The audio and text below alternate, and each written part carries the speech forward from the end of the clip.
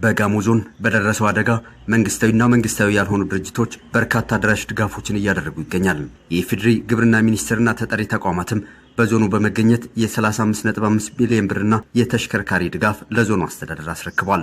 የግብርና ሚኒስትሩ አቶ አዲሱ አረጋ በተከሰተው አደጋ ማዘናቸውን ገልጸው ተፈናቃዮችን መልሶ ለማቋቋም በሚሰራው ስራ ሚኒስቴር መስሪያ ቤቱም የበኩሉን ይወጣል ብለዋል። ለመጀመሪያው ዙርም ከ35 ሚሊዮን ብር በላይ የሚሆን ሀብት ድጋፍ መደረጉን አመላክቷል።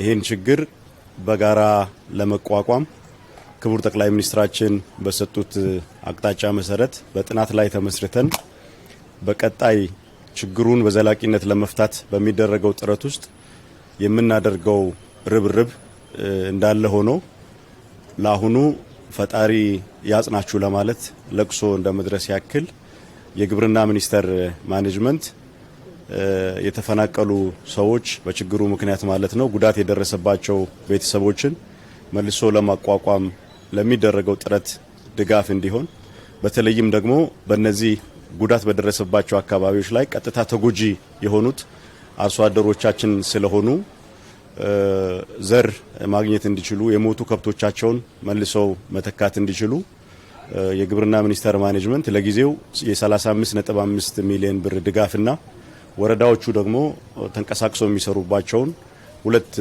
ፒክአፕ ተሽከርካሪዎች በድጋፍ መልክ ለመስጠት ነው።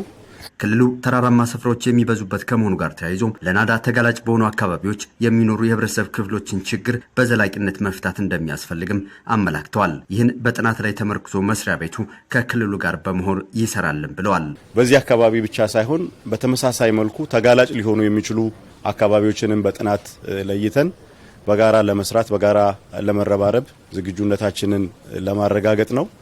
ዛሬ ይዘነው የመጣ ነው ትልቅ ነገር ሆኖ ሳይሆን አጋርነታችንን ለመግለጽ የተሰማንን ጥልቅ ሐዘን ለመግለጽና ለጋሞ የሀገር ሽማግሌዎች ለጋሞ አባቶችና እናቶች ፈጣሪ መጽናናቱን እንዲሰጣቸው የተፈናቀሉትንም ሰዎች መልሰው ለማቋቋም እያደረጉት ያለውን ጥረት ለመደገፍ አይዟችሁ ከጎናችሁ ነን፣ ህመማችሁ ህመማችን ነው፣ ሐዘናችሁም ሐዘናችን ነው፣ በጣም አዝነናል፣ ተሰምቶናል፣ ከጎናችሁ ነን ብለን አጋርነታችንን ለመግለጽ ነው። ቀጣይ ባሉት ምዕራፎች ግን ከክልሉ መንግስት ጋር በመቀናጀት የተጀመሩትን ስራዎች ጥናት ላይ ተመስርተን አብረን አጠናክረን የምንቀጥል ነው የሚሆነው። የደቡብ ኢትዮጵያ ክልል ርዕሰ መስተዳድር አቶ ጥላሁን ከበደም ሚኒስቴር መስሪያ ቤቱ ላደረገው ድጋፍ አመስግነው ለተጎጂዎች የአጭርና የረጅም ጊዜ የመፍትሄ አቅጣጫዎች በማስቀመጥ ክልሉ የተቀናጀ ስራ እየሰራ መሆኑን ጠቁመዋል። በሁለት ዙር ወይም በሁለት ምዕራፍ የሚሰራ ከአጭር ጊዜ አኳያ አስቸኳይ ስራና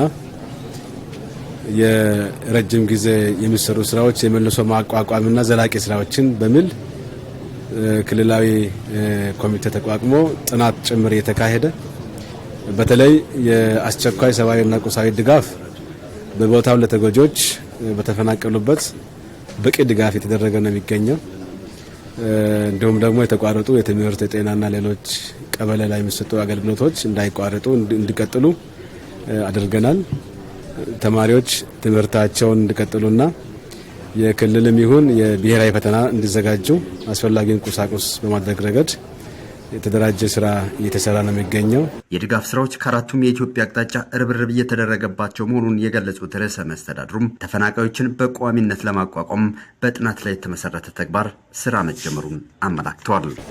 ቀጣይ ግን ለዘላቂነት የሚሰሩ ስራ ጥናት ላይ ተመስርቶ በተለይ ለአደጋ ተጋላጭ የሆኑትን መልሶ የማቋቋም የተጎዱትን ደግሞ የተወሰነ መንገድ ወደ አደጋ ተጋላጭ ወዳልሆነበት አካባቢ ወስደን ቢሆን አቋቁመን ለመሄድና አካባቢውን ከስጋት ቀጠና ነጻ ለማድረግ የሚያስፈልግ ድጋፍ ለመስጠት የግብርና ሚኒስቴር ቃል ገብቶልናል። እንግዲህ ግብርና ሚኒስቴር ብቻ ሳይሆን ሌሎችም የፌዴራል ተቋማት የጉጌ ተራራ በጋሞ ዞን እንዲሁም ደግሞ በሌሎችም በጎፋም ዞን በወላይታም ዞን ተራራማ አካባቢ ላይ በየዓመቱ የሚከሰተውን ናዳና ጎርፍ ለመከላከል የሚያስችል ዘለቄታ ስራ ጥናት ላይ ተመስርቶ እንዲሰራ ይህንን የክልል መንግስት ለመደገፍ ቃል ገብቶ ነው ዛሬ በአካል የመጡትና ከፌዴራል መንግስትና በክልሉ ከሚገኙ ዩኒቨርሲቲዎች ጋር በመተባበር ተግባሩ እየተመራ እንደሚገኝም እንዲሁም በቀጣይም ሁሉም በጋራ መረባረብና አንድ ሆኖ መቆም